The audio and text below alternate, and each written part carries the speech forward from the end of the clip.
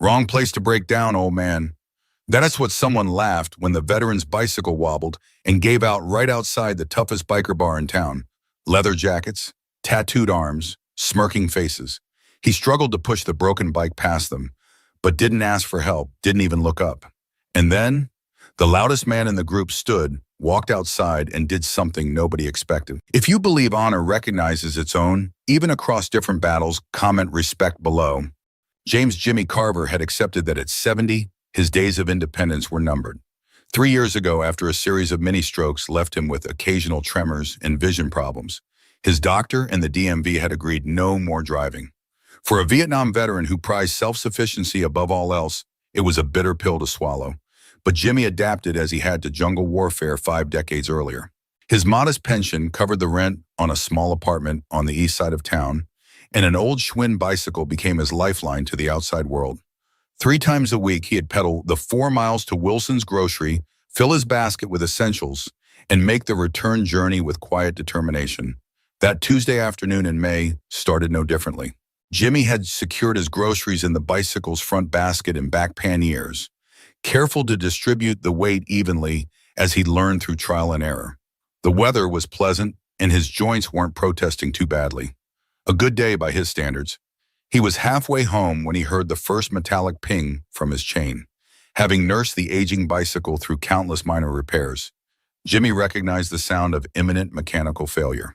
He applied the brakes gently, hoping to ease to a stop before things got worse. The bicycle lurched, then stopped abruptly as the chain snapped completely. Jimmy managed to keep his balance, but momentum carried him forward until he came to rest directly in front of the notorious Steel Stallions bar, a converted warehouse known county-wide as a gathering place for the roughest motorcycle enthusiasts around. The outdoor patio was crowded that afternoon. Dozens of motorcycles gleamed in the parking lot, and their owners, men and women in leather cuts adorned with patches, arms covered in tattoos, lounged at tables watching the unexpected arrival. Jimmy immediately assessed his situation with the same tactical awareness that had kept him alive in Southeast Asia. This wasn't friendly territory. Steel Stallions had a reputation: loud engines, louder mouths, and zero patience for outsiders who wandered into their domain. As he bent to examine the broken chain, a chorus of chuckles rose from the patio. "Maybe he took a wrong turn from the retirement home," one voice called out, triggering louder laughter. A heavily bearded man in a skull bandana raised his beer. "Bet that bike's seen more battles than him." Jimmy said nothing. He'd weathered worse than mockery. Kneeling beside the bicycle, he pulled a small, rusty multi-tool from his pocket. His hands trembled slightly, a combination of his medical condition and the awareness of being watched. As he attempted to reconnect the fragmented chain, no one moved to help. Instead, the audience settled in, finding entertainment in his struggle. Jimmy kept his eyes down, focusing on the task at hand, his weathered face revealing nothing of his thoughts. The afternoon sun beat down on Jimmy's neck as he worked. His faded Vietnam veteran cap offered little protection, but he'd never considered removing it. The cap, like the dog tags hidden beneath his shirt, remained a constant reminder of who he was, regardless of what others saw when they looked at him now. On the Steel Stallions patio, the initial amusement at his predicament was evolving into something more deliberate. Several bikers had pulled out their phones, recording his struggle. "Gonna post this. Battle of the Broken Bike," one younger rider announced, framing his shot carefully. "This'll get views for sure." Jimmy's fingers slipped and the chain tool clattered to the pavement. When he reached for it, the sudden movement upset the carefully balanced bicycle. It tilted sideways, sending his grocery bags tumbling. Canned goods thudded against the asphalt. Apples rolled in various directions, some stopping at the boots of watching bikers. A fresh wave of laughter erupted as Jimmy straightened, slowly his joints protesting, and began retrieving his scattered groceries.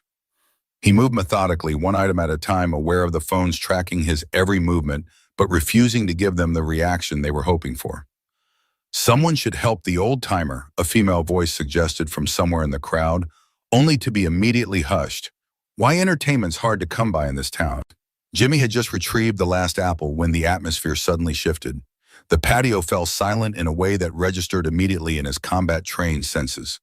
He glanced up to see the crowd parting for a massive figure emerging from the bar's interior. The man stood at least 6'4", with shoulders stretching, the leather cut emblazoned with the Steel Stallions insignia and the title, President, in bold lettering. Tattoos covered both arms from wrist to shoulder, military insignias mixed with motorcycle club symbols. His beard was streaked with gray, his eyes sharp beneath a weathered brow. This was Mike Crusher Dalton, the notorious founder and president of the Steel Stallions Motorcycle Club. His reputation extended far beyond the county line. Stories of bar fights, brushes with the law, and an iron-fisted rule over his domain. Crusher surveyed the scene, the old man with the broken bicycle, the scattered groceries, the club members with their phones still recording. His expression revealed nothing as he stepped off the patio onto the parking lot pavement. The crowd fell completely silent now. Even the background music from the bar seemed to dim in anticipation. Crusher walked directly toward Jimmy, his heavy boots crunching on the gravel. Jimmy straightened as much as his aging spine allowed, facing the approaching figure with the quiet dignity that had carried him through war and the difficult decades that followed. Without a word, Crusher looked once at Jimmy, then back at the watching crowd. The message in that glance was clear enough to make several bikers lower their phones uncomfortably. Then, to everyone's surprise, Crusher bent down and lifted Jimmy's bicycle as if it weighed nothing. He examined the broken chain for a moment, then turned and wheeled the bicycle toward the bar's entrance. "You coming?" he asked Jimmy over his shoulder. His voice gruff, but not unkind. Jimmy hesitated, then gathered his remaining groceries and followed. At the door, Crusher turned to address the stunned onlookers. "Anyone who's got a toolkit and an ounce of respect, get over here now." For a moment, no one moved. The Steel Stallions members exchanged uncertain glances, caught between their previous mockery and their president's unexpected command. Then slowly something remarkable happened. One by one they stood, first a gray-haired biker near the back, then two younger members by the bar entrance, then several more. Within moments, every single member was on their feet. "I've got tools in my saddlebag," called one. "I've got a spare chain that might fit," offered another. "My dad had a Schwinn. I know how to adjust those brakes," a young woman added. What had been a scene of humiliation moments before was transforming into something else entirely. Something none of the onlookers who had gathered to watch the spectacle could have predicted. As Jimmy followed Crusher into the bar, grocery bags clutched in his trembling hands, the Steel Stallions members fell in behind them, not as mockers, but as a suddenly determined brigade of unlikely mechanics. Sometimes real brotherhood doesn't wear a uniform, but it remembers those who once did. Comment brotherhood. If you believe true loyalty doesn't fade, it just waits for the right moment. Inside Steel Stallions, the atmosphere shifted dramatically. The bar's interior, normally filled with raucous laughter and blaring music, had fallen into a strange, expectant hush. Crusher cleared a pool table with one sweep of his massive arm, sending balls clattering into pockets, and placed Jimmy's bicycle atop the green felt. "Let's see what we're working with," he said, his tone business-like. The other bikers gathered around an impromptu workshop, forming as toolkits appeared from pockets and saddlebags. Jimmy stood slightly apart, watching with quiet surprise as these men and women, who moments earlier had been mocking him, now focused intently on his bicycle. "Chains shot completely," one of them announced. "Links are worn through. Brake cables are frayed too," added another. "Amazing they haven't snapped already." Crusher nodded, assessing the bicycle with the practiced eye of someone who understood machines. Then, without warning, he turned his attention to Jimmy himself. The big man approached and with surprising gentleness reached toward Jimmy's neck. Jimmy stiffened instinctively until he realized what Crusher was doing. The biker president carefully lifted the concealed dog tags from beneath Jimmy's faded shirt. The metal clinked softly as Crusher held them in his palm, reading the embossed information aloud. "James Carver, serial number 249371168, blood type O-negative, religion, none." He paused, then added with newfound respect. 3rd Battalion, 5th Marines, Vietnam, 68. The bar grew deathly silent. "You were a Marine," Crusher said. Not a question, but a statement of recognition. Jimmy nodded once. "Still am, just older now." From the edge of the gathered crowd, a younger biker with a neatly trimmed beard stepped forward. "Carver from Lima Company." Jimmy's eyes narrowed slightly. "Yes, my old man was Timothy Reynolds, served under you at Khe Sanh." Jimmy's stoic expression softened perceptibly. "Tim Reynolds, good radio operator. Brave kid. He made it home because of you." The younger Reynolds continued, his voice thick with sudden emotion. "Always said the only reason he survived that ambush was because his sergeant, You carried him a mile and a half to the evacuation point after he took shrapnel in both legs. A murmur ran through the assembled bikers. The atmosphere in the bar had transformed completely, from mockery to something approaching reverence. Your father was one of the good ones, Jimmy said simply. How is he? Passed 3 years ago, Agent Orange related cancer. Jimmy nodded, unsurprised but saddened. Too many of his brothers had suffered the same fate. Crusher, still holding Jimmy's dog tags, turned to address his club members. His voice carried the unmistakable tone of a leader issuing orders that would not be questioned. We're not just fixing this bike, we're rebuilding it, whatever it needs, whatever it takes. What happened next would later be described by a passing delivery driver as the strangest pit crew I've ever seen. The Steel Stallions, notorious for their rough reputation, transformed into a focused team of mechanics. They didn't just repair the broken chain, they overhauled the entire bicycle. Someone produced a pressure washer from the bar's maintenance closet, blasting decades of grime from the frame. 2 members with automotive experience disassembled and repacked the wheel bearings with fresh grease. Another group tackled the braking system, replacing cables and adjusting the tension to perfection. Most surprisingly, several bikers actually left the bar, returning 30 minutes later with brand new tires that they'd purchased from the bicycle shop across town. These are puncture-resistant, explained a heavily tattooed woman as she skillfully mounted them on the rims. Better for these roads. Throughout the process, Jimmy stood quietly accepting their help with the dignity of a man who understood that this was not charity. It was something deeper. Something that connected the brotherhood he'd known in the jungle with the one he'd unexpectedly encountered here. As the rebuilt bicycle neared completion, Crusher disappeared into his office at the back of the bar. He returned carrying something folded carefully in his hand. A leather vest, brand new, similar to those worn by club members, but distinct in its simplicity. The bar fell silent again as Crusher approached Jimmy. We can't make you a Steel Stallion, and that takes a different kind of service, he explained, but we can honor yours. He unfolded the vest, revealing the club's logo embroidered on the back, but with one crucial difference. Above the snarling horse emblem was a single word in bold threading: respect.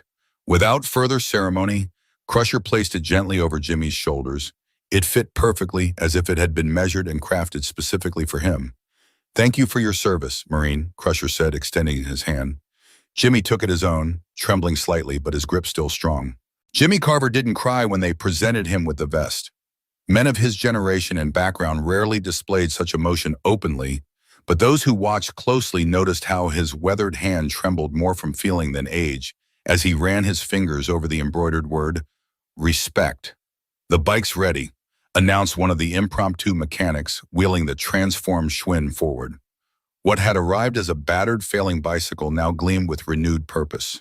The frame shone where rust had been removed and touch-up paint applied. New cables, grips, and the puncture-resistant tires gave it a rejuvenated appearance that matched its now smooth operation. We added this too, said Reynolds, pointing to a small Marine Corps emblem they'd mounted on the front fender. So people know, Jimmy nodded, his appreciation words momentarily beyond him. As he prepared to leave groceries repacked in the basket and panniers, Crusher made one final announcement to the assembled club. Who's escorting the sergeant home? Every hand in the bar went up. Minutes later, Jimmy Carver rode his renewed bicycle down Main Street in a procession that caused traffic to stop and pedestrians to stare in wonder. Behind him roared 24 motorcycles, their riders maintaining a respectful distance but making their presence known. The Steel Stallions' most notorious members had transformed into an honor guard. When they reached Jimmy's modest apartment complex, the bikers formed a line on either side of the walkway.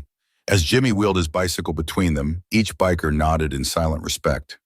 You need anything at all, you come to us, Crusher told him before departing. And that bike ever gives you trouble again, you bring it straight to Steel Stallions. The next day, as Jimmy made his usual journey to the grocery store, he noticed something different at the bar. A small crew was installing a brass plaque beside the entrance. By the time he returned, the plaque was in place, its message clear for all who entered. Here, respect is earned and remembered. That plaque became just the first visible sign of a deeper change. The Steel Stallions remained as fierce and independent as ever, but something fundamental had shifted in their relationship with the community, particularly its veterans. A new tradition emerged, one that residents would soon come to recognize. Whenever Jimmy Carver pedaled past steel stallions, the transformation was immediate and compelling. Conversations halted. Engines cut, helmets came off. And every biker, from prospects to the president himself, stood at attention until the elderly Marine was out of sight. They never discussed this ritual. They simply performed it, understanding that some honors require no explanation. Jimmy continued riding his bicycle through town, his back a little straighter beneath a leather vest that proclaimed a single powerful truth. Respect transcends uniforms, decades, and circumstances. When one warrior recognizes another. Subscribe to Steel Heart Stories. If you believe some heroes don't ride for glory, they just keep rolling until honor catches up with them.